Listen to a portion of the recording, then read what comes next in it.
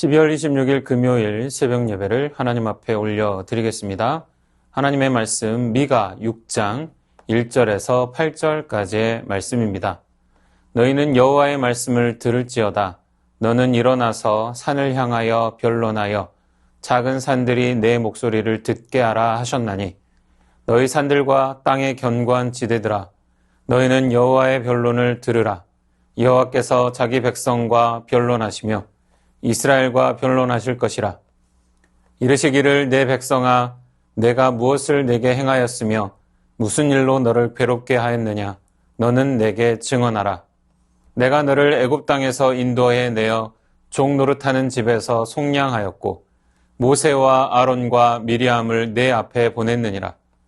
내 백성아 너는 모압 왕 발락이 꾀한 것과 부올의 아들 발람이 그에게 대답한 것을 기억하며 시딤에서부터 길갈까지의 일을 기억하라.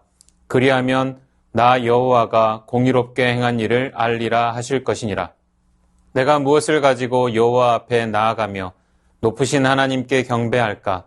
내가 번제물로 1년 된 송아지를 가지고 그 앞에 나아갈까? 여호와께서 천천의 순양이나 만만의 강물 같은 기름을 기뻐하실까? 내 허물을 위하여 내 마다들을 내 영혼의 죄로 말미암아 내 몸의 열매를 드릴까?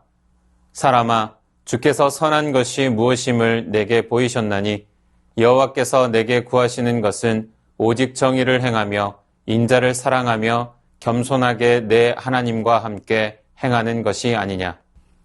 오늘 우리는 신앙의 핵심을 가장 잘 표현한 말씀 중 하나인 미가 6장 8절 말씀을 함께 읽었습니다. 정의를 행하며 인자를 사랑하며 겸손하게 내 하나님과 함께 행하는 것. 이 말씀을 들을 때 여러분의 마음은 어떠하십니까? 은혜가 되십니까? 아니면 마음이 다소 무거워지십니까?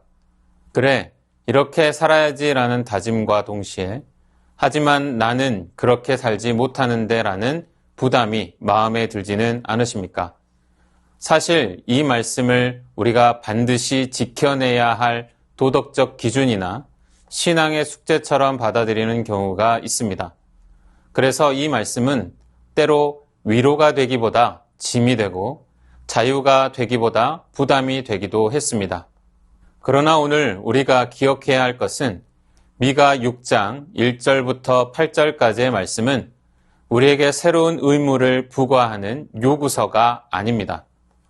이 말씀은 이렇게 해야 구원받는다는 조건이 아니라 이미 구원받은 하나님의 백성은 이런 사람이다라고 선포하는 정체성의 선언입니다.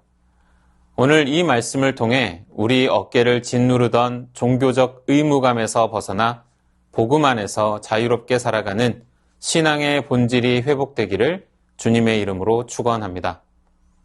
미가 6장은 마치 한 편의 법정 드라마처럼 시작됩니다.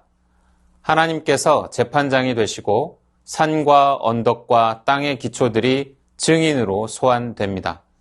하나님은 피고석에 앉은 이스라엘 백성에게 이렇게 물으십니다. 내 백성아, 내가 무엇을 내게 행하였느냐? 무엇으로 너를 괴롭게 하였느냐? 내게 증언하라. 이 질문은 정죄를 위한 신문이 아닙니다. 이것은 자녀에게 마음을 다해 사랑을 주었는데 그 자녀에게 오해받고 외면당한 부모의 가슴에서 터져나오는 서운함의 호소입니다. 하나님은 이스라엘이 왜 신앙을 짐처럼 여기게 되었는지를 아십니다. 그들은 하나님을 자신들을 얽매고 요구만 하시는 분으로 오해하기 시작했습니다. 그래서 하나님은 그들의 기억을 과거로 돌리십니다. 내가 너를 애굽 땅에서 인도하여 내어 종 노릇하는 집에서 속량하였고 시딤에서부터 길갈까지의 일을 기억하라. 이렇게 말씀하십니다. 하나님은 요구를 말씀하시기 전에 먼저 은혜를 상기시키십니다. 너희가 여기까지 온 것은 너희가 잘해서가 아니라 내가 너희를 붙들고 인도했기 때문이라는 것입니다. 성도 여러분, 신앙의 모든 왜곡은 은혜를 잊을 때 시작됩니다.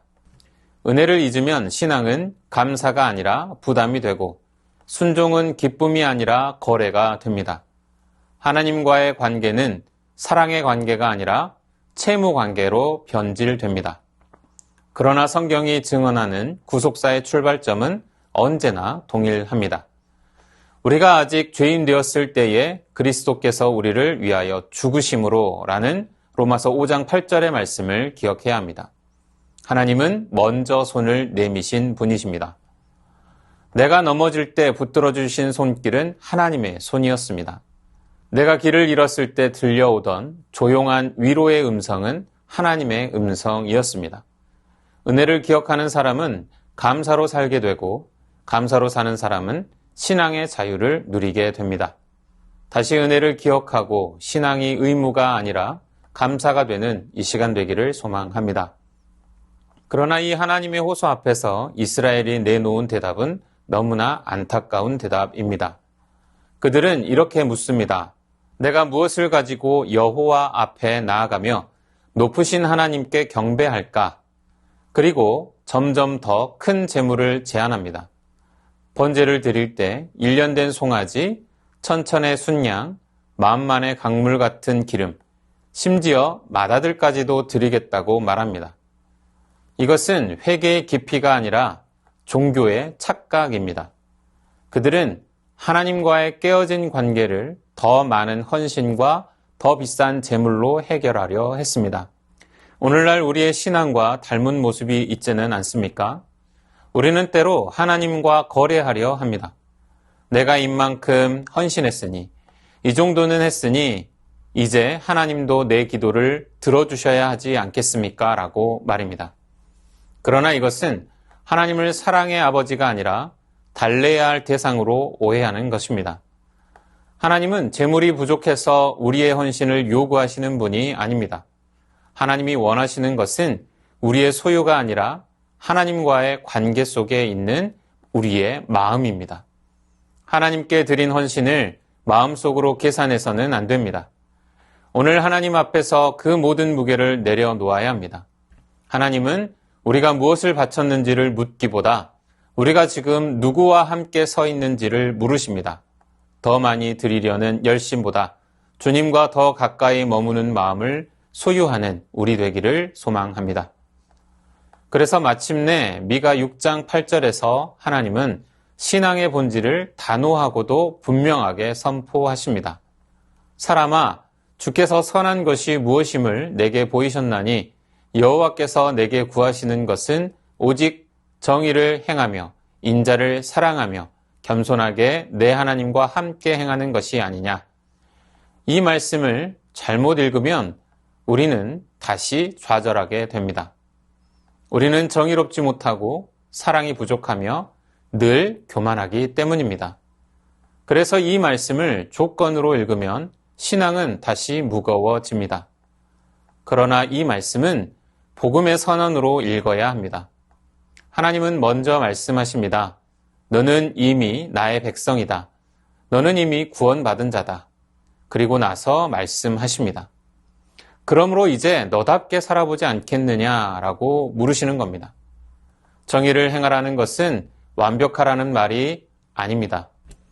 하나님의 공의를 경험한 사람이 세상의 불의 앞에서 더 이상 무관심하지 않게 된다는 뜻입니다.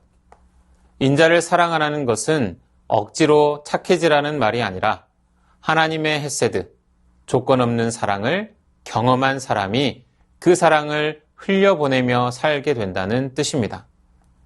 그리고 무엇보다 겸손하게 내 하나님과 함께 행하라는 말씀은 이 모든 것의 핵심입니다. 우리는 우리 힘으로 정의롭고 사랑 많아지는 사람들이 아닙니다. 하나님과 함께 걷다 보니 어느새 우리의 발걸음에 하나님의 성품이 묻어나는 것입니다. 사과나무가 애써 노력해서 사과를 맺는 것이 아니라 사과나무이기 때문에 열매를 맺듯이 하나님의 자녀는 그 정체성 때문에 삶의 열매가 맺히게 됩니다. 성도 여러분, 미가 6장 8절은 우리를 올가매는 율법의 밧줄이 아니라 우리가 누구인지를 알려주는 자유의 현장입니다. 우리는 더 이상 구원을 얻기 위해 발버둥 치는 사람들이 아닙니다. 우리는 이미 속량받은 하나님의 자녀이며 하나님과 함께 걷도록 부름받은 사람들입니다. 그러므로 이제 무엇을 더 해야 할까를 묻기보다 나는 누구와 함께 걷고 있는가를 상기하시기 바랍니다. 하나님과 함께 겸손히 걷기 시작할 때 우리의 삶에는 자연스럽게 정의가 흐르고 우리의 손길에는 사랑이 묻어나며 우리의 인격에는 예수 그리스도의 겸손이 배어나오게 될 것입니다. 의무의 짐을 벗고 은혜의 걸음으로 하나님과 함께 걷는 자유의 삶이 오늘 이 자리에 있는 모든 성도들 가운데 충만하게 임하기를 주님의 이름으로 간절히 축원합니다. 주신 말씀 기억하며 함께 기도하겠습니다. 신앙의 숙제와 종교적 의무감을 내려놓고 나를 먼저 속량하신 하나님의 신실한 은혜를 기억하게 하옵소서. 하나님과 거래하려는 종교적 착각을 버리고 주님 곁에 머무는 인격적 관계와 마음을 회복하게 하옵소서. 내 힘이 아닌 주님의 걸음에 맞춰 겸손히 동행하며 삶의 현장에서 정의와 사랑의 열매를 맺게 하옵소서.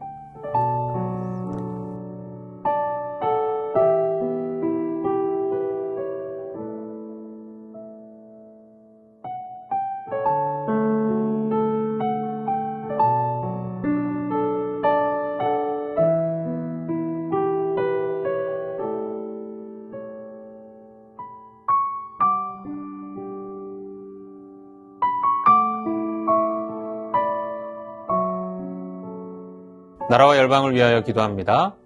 대한민국의 경제가 회복되어 국민의 삶이 안정되고 소외됨 없는 상생의 가치가 온 땅에 가득하게 하옵소서. 태국과 캄보디아 접경의 분쟁과 전쟁이 멈추고 더 이상의 희생 없이 참된 평화와 종전이 임하게 하옵소서. 북한의 독재와 사회주의 체제가 무너지고 억눌린 자들이 자유를 얻어 복음 안에서 평화 통일을 이루게 하옵소서.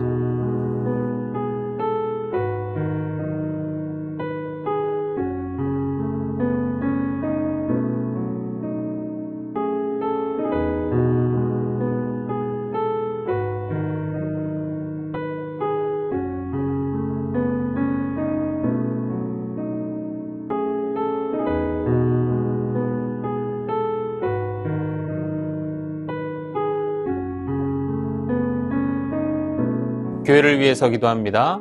더 나은 하늘 본향을 소망하기에 평안한 노년, 복된 죽음을 맞는 성도들 다 되게 하옵소서. 담임 목사님께 성령의 충만함을 부어주시고 선포되는 말씀 증거를 통해 목회의 풍성한 열매가 맺히게 하옵소서. 2025년을 은혜로 마무리하게 하시고 다가올 새해를 향한 기대와 소망 속에 주의 나라를 꿈꾸게 하옵소서.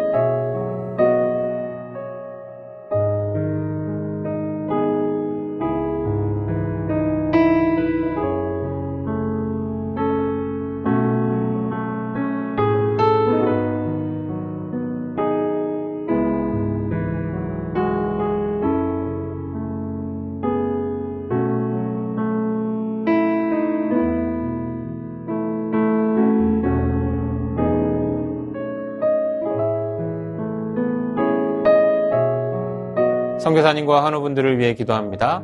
과테말라 도익찬 노행자 선교사님, 몸과 마음이 지친 원주민들이 아둘람을 통하여 주님의 사랑으로 새 힘을 얻고 회복되도록, 선교지뿐만 아니라 인근 지역에도 순회 사역이 이어져 하나님의 사랑이 흘러가고 많은 영혼들이 주님께 돌아오도록, 한국에 체류하는 동안 주님께서 센터와 숙소를 지켜주시고 건강검진 결과가 잘 나오도록, 스리랑카 박숙희 선교사님을 위해 기숙사 아이들이 방학 동안 가족들과 행복하게 즐겁게 보내고 올 수 있도록 아이들이 영적, 육적, 지혜 측면에서 잘 성장할 수 있도록 환우분들을 위해 기도합니다. 박준석 집사님의 모친 김복순 권사님, 골수암으로 인한 조혈모 세포 이식이 예정되어 있었으나 급성 백혈병으로 전이되어 치료가 중단되었습니다.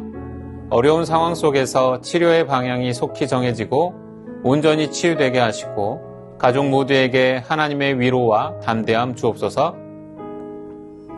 양금숙 성도님, 췌장암이 재발하여 항암을 시작하였습니다.